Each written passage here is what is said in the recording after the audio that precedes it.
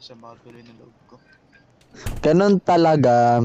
Wag mo nang pilitin, wag mo nang ipagsiksik yung sarili mo sa taong ayaw naman at napipilitan. Minumura ka na nga, 'di ba? Yun! 'Di ba? So, palayain Grabe yun. mo. Hayaan mong Yo. anuin kanya basta nagpakatotoo ka sa kanya. Okay lang na magalit siya sa'yo. At least ipinakita mo yung totoong pagmamahal mo at yung katotohanan. Okay lang na sirain niya yung buhay mo. At least ikaw, binibuild mo yun or ini-improve mo yung sarili mo and yung kanyang sarili. 'Di ba? Okay lang na okay lang naman okay lang naman na magloko pero at least hindi ikaw yung nagloko para at the end he or she will realize one day na green Yes, flag brother. ka, 'di ba? Correct? Correct. Correct. Diba? Okay lang na lokohin ka basta ikaw nagpakatotoo ka. Naging green flag ka. Okay lang 'yon, 'di ba? Okay lang nasaktan ka niya, okay ka lang na ginawa ka lang niyang band-aid. Pero ikaw ipinakita mo sa babaeng 'yon na mahal mo siya. Para at the end of the day magsisisi siya sa mga ginawa Yun. niya sa'yo. Okay? Magsisisi siya, sasabihin niya sa sarili niya na sana pala hindi ko hiniwalayan si Lian, sana pala naging green flag ako. Boom! 'Di ba? Okay lang naman na maging green flag siya. At least ikaw sumusunod ka sa totoo. Ikaw naging totoo ka. Yung puso mo ay totoo. Bagay sa heaven. 'Di ba? Yun. Dapat ang ipapakita natin, hindi ibig sabihin nun na kapag yung minamahal natin ay nagloloko, dapat rin magloko rin tayo. Hindi po ganun.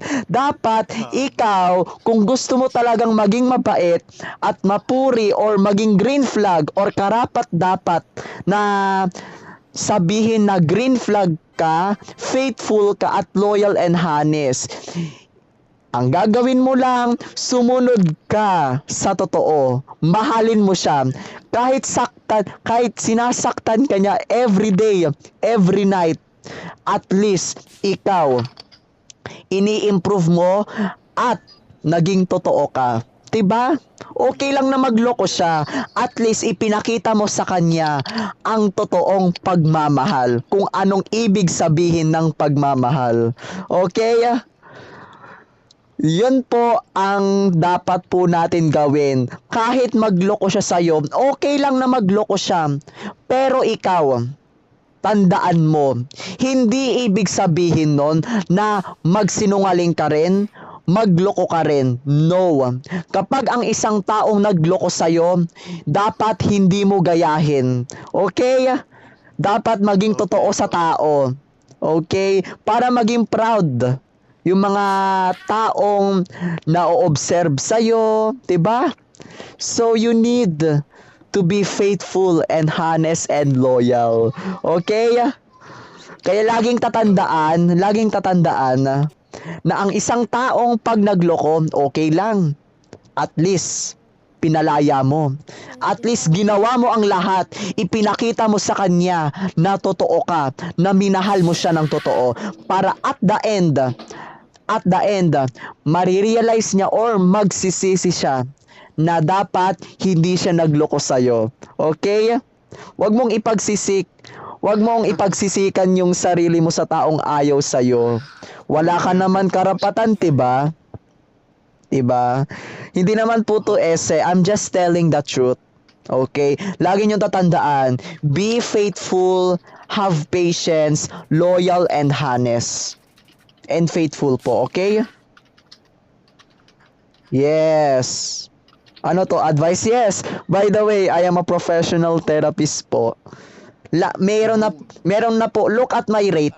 Tignan yung rate nyo. Ay, rate ko. Look at my rate. Paano ba makita? Pindutin mo yung ano ko, yung katawan ko. Ito. Therapist rin ako. Sige, rate kita 5 star. Thank you, thank you. Sige, sige. Rate rin kita 5 star. Sige, sige, 5 star. 'Diba? Totoo naman, 'diba? Pag yung taong galit sa'yo, wag kang maghigante. Ipakita mo sa kanya yung kung anong meron ka, kung ano yung ugali mo. Wag mong ipakita sa kanya na napakatanga mo at napakaano mo. Okay? Magpakita ka sa kanya ng gilas at tamang dignidad. Okay? O sige. So, kaya lagi nyo tatandaan, hindi ibig sabihin nun pag binato ka ng bato, wag mong batuhin. Kasi kapag binato mo, ikaw rin ang may mali. Kayong dalawa. Wait, Okay? wait, kala ko ba, ano, yung price na yun, pag Mm. binato ka ng bato, batuhin mo ng tinapay. Di ba ganun yun? Yes. Pero maybe I don't believe that. Na kaya mo bang kapag binato ka ng bato babatuhin mo ng tinapay? Do you think that's real? Parang ano siya, parang hyperbole siya. Hyperbole. Just an Oh, fiction ba 'yon? Fiction story, parang ganon or katang isip.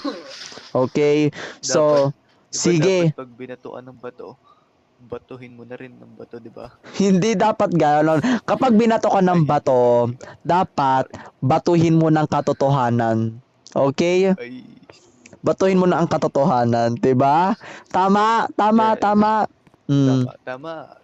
Tama naman, 'di ba? Hindi naman yung taong kapag inano ka, kapag sinaktan ka, sasaktan mo na rin. Hindi po gano'n. Kapag sinaktan ka niya, hayaan mo saktan ka. Hayaan mo. Sabihin mo, kung mahal mo ko, baguhin mo sarili mo. Hindi yung hahayaan mo. Kapag ang isang taong may nagawang pagkakamali, dapat baguhin ito. Kaya nga everyone said, 'di ba? Kapag ikaw kapag meron kang nagawang pagkakamali, pinapagalitan ka, pinagsasabihan ka. Kasi kapag hindi ka tinuruan ng mabuting asal, ano ang resulta? Or lalaki kang, mangmang. Yes, mangmang or masamang tao.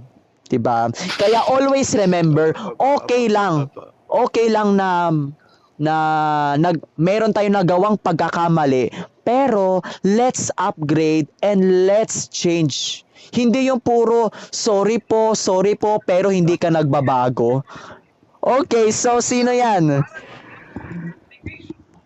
Yes, hello po. Hello po. Baby mo. Pero ang tanong, baby ka ba niya? Uy, Opo, ang tanong, may karapatan ba para sagutin mo yung question ko? Wala po. O so wala ka palang karapatan para sagutin mo yung question ko na baby mo ba siya?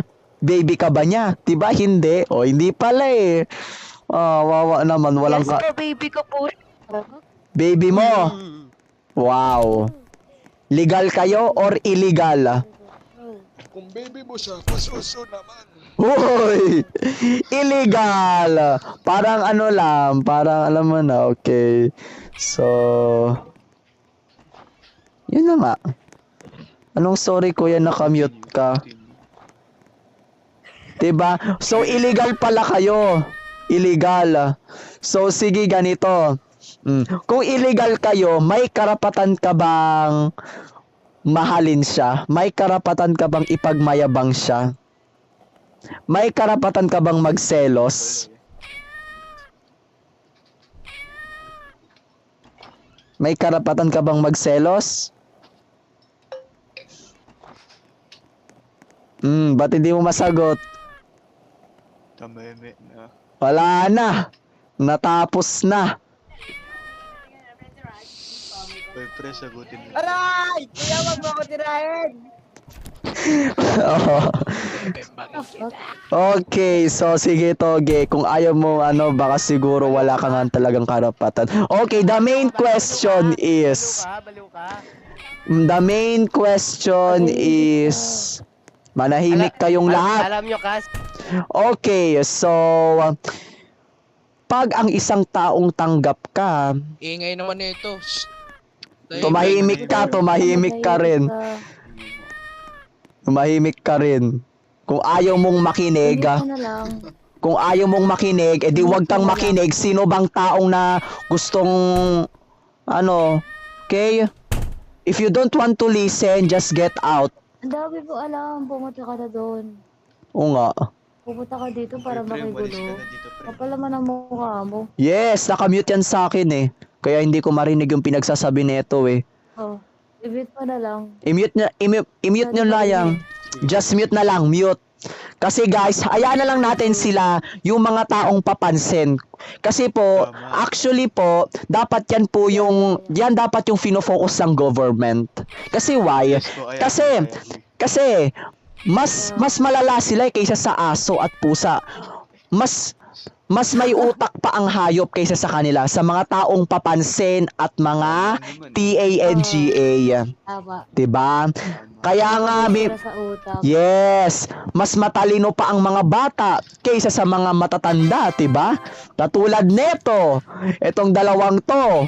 O yan. 'Di ba? Papansin. Oh. Mas magaling pa ang hayop, may mas mautak pa ang hayop, 'di ba? Mas mautak pa ang hayop kaysa sa inyong dalawa. Kasi why?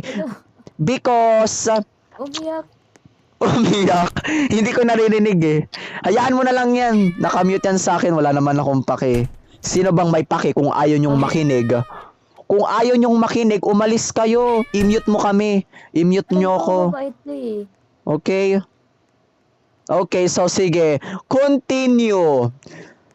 Continue. Eh di wag ka manggulo. Eh di very good. Peaceful. Peace. Yo. Very good. Okay, ang pinag-uusapan natin dito is all about the love life. Ano nga ba ang pagmamahal? Ang pagmamahal, ito po ay nababase sa ugali at sa kaya at sa responsible na tao. Hindi po sa intelligence. Pag matalino ka, makikita mo na yung pagmamahal mo or magkakaroon ka na ng relationship or love life. No. May mga tao pong mautak or madiskarte or mayaman pero hindi nila kayang i-handle ang pagmamahal or yung love life.